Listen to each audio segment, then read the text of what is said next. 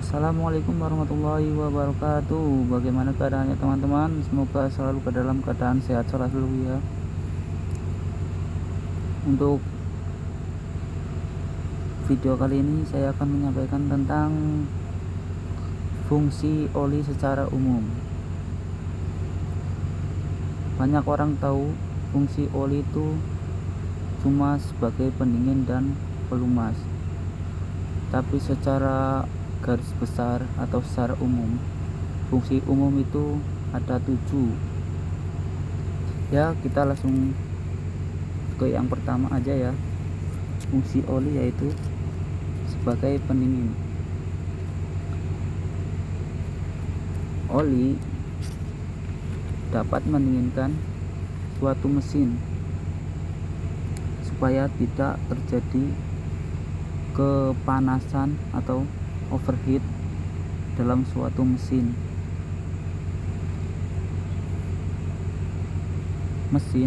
Kalau kekurangan oli atau oli habis, itu bisa kebakaran atau sistem dalam mesin tersebut bisa terjadi kebakaran karena suhu yang overheat.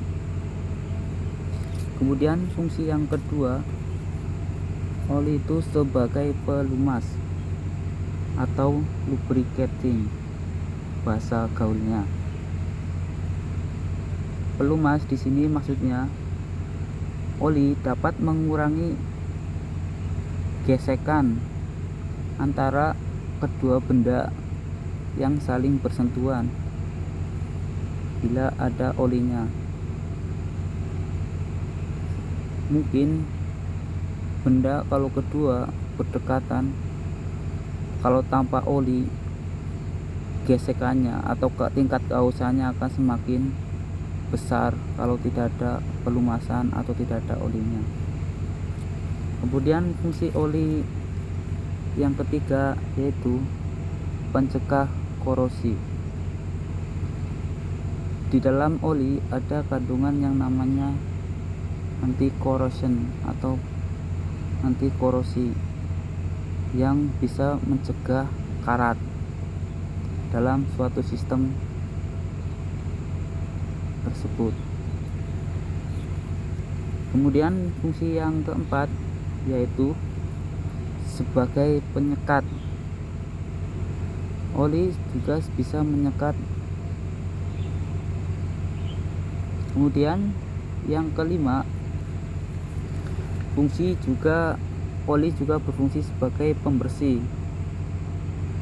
Oli yang mengalir di dalam sistem bisa mengangkut kotoran-kotoran seperti kotoran kecil, material-material kecil kayak gram-gram besi atau tanah yang masuk ke dalam suatu sistem.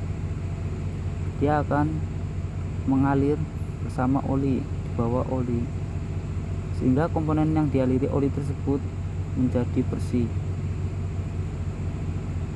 Tapi resikonya oli tersebut dia jadi kotor. Kemudian fungsi oli yang keenam adalah sebagai pemindah tenaga.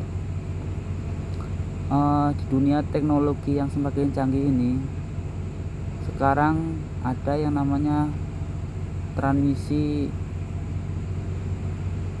hidrolik. Sistemnya hidrolik, dia menggunakan kladis dan penggeraknya itu menggunakan media oli sebagai pemindah tenaga, pemindah speed dari speed 2, 3, 4, 5 dan seterusnya. Penggunaan pemindahan speed transmisi menggunakan sistem oli. Dan yang terakhir, oli itu sebagai fungsi bantalan. Fungsi bantalan oli ini terlihat pada suspensi atau kalau dikenalnya itu kalau motor itu shockbreaker depan itu dia ada olinya. Nah, oli tersebut bisa sebagai bantalan.